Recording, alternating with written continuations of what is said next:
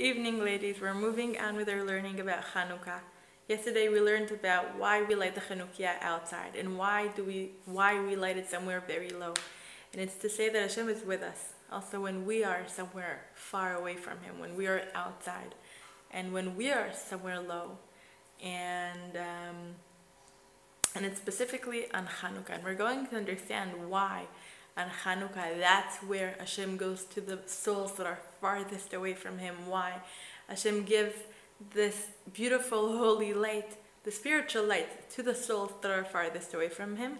And we're going to talk about it more tomorrow. But now I wanted to mention also something that Shabbat teaches us. He says that on Shabbat, when we light Shabbat candles, there are specific oils that we're allowed to use to light the Shabbat candles. There are specific wicks that are allowed to be used, and Ashkenazi people, for example, on davening on Friday night, they actually say, it's part of davening, saying what are the oils that are allowed. They quote a part of the Mishnah that it says what are the oils that are allowed to be used and what are the wicks that are allowed to be used to light the Shabbat candles. And all those oils and all those wicks that are not allowed to be used to light Shabbat candles are allowed to be used to light Chanukah candles. And why is that? So he explains, like we said before, that he explains something very interesting. He says the light of Shabbat, spiritually, it's a very, very high light. And on Shabbat, Hashem takes our souls and brings us to such holy levels. And sometimes if we are placed somewhere that is not so holy, that is not so high, we can't hold it. We can't feel it even because it's so much above us. We can't feel the beautiful light and the pleasure of Shabbat because we're placed somewhere so far away. And he says for those people who are not able to endure the light of Shabbat, we have the light of Chanukah. That is a light that is a little lower, but every soul can feel it, and every soul is able to hold on to it. And he says also that is one of the reasons why, during exile, or you can see it now, there are many, many mitzvot the Jewish people don't keep, unfortunately. But if you look for it, you will see that also the people that are farthest away, they will light Chanukah candles.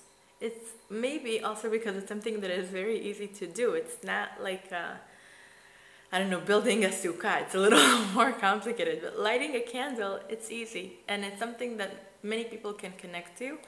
And we see that more souls actually do it. So we have the basic explanation of, that it's basically easy, but it's also because it touches them.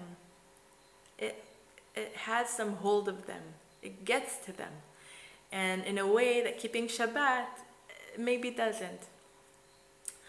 And he says all those, there's a pasuk in Tehillim, it says, Ner Hashem nishmat adam, which means that a soul of a person is like Hashem's candle. Like we are, every single soul is like a burning flame. And we need to make this flame burn brighter and brighter. We need to spread our light. But it's also, there are people who can't feel the light of Shabbat. There are oils and there are wicks that cannot be used to light Shabbat candles. But you know what? Every kind of oil and every kind of wick is kosher to light Chanukah candles. And every kind of soul, even those who are farthest away, can endure and feel the light of Chanukah. Even if they don't technically feel it, but their soul is able to hold on to it. And there's a story about, of course, all the Jewish stories, they start with a king and his son. So I have a story about a king and his son, and there was a king, and the king had a son, and the son decided to leave the castle, to leave the palace, and to go wander the world. And he found himself connected to bad people. He was influenced by bad people.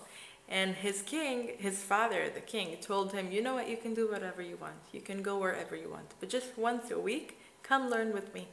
Once a week, come back to the palace and spend some time with me. And the son said, okay, I will. And the weeks go by, and in the beginning he did. He actually showed up, but then he stopped coming. So his father said, you know what, I am the king, but that's my son. So he's not coming to see me every week. He won't show up in the palace. Okay, I will go be with him wherever he is. Even if he is at the lowest, dirtiest places and I'm the king, he's my son. So I'm gonna go be with him. And so a few times a year, he went down to be with his son, even at the darkest, lowest places of the world. And this is what Hashem does with us. On Shabbat, every week, Hashem brings us to his palace. He brings us up. But you know what? Sometimes we don't show up. It's hard for us to really feel the light of Shabbat. So Hashem says, you know what? Okay, a few times a year, I will come to you wherever you are. At the lowest, dirtiest places in the world, I will come and I will be with you. Why is it exactly on Chanukah? We will talk about it tomorrow. Thank you so much for joining me again. Have a good evening. Bye.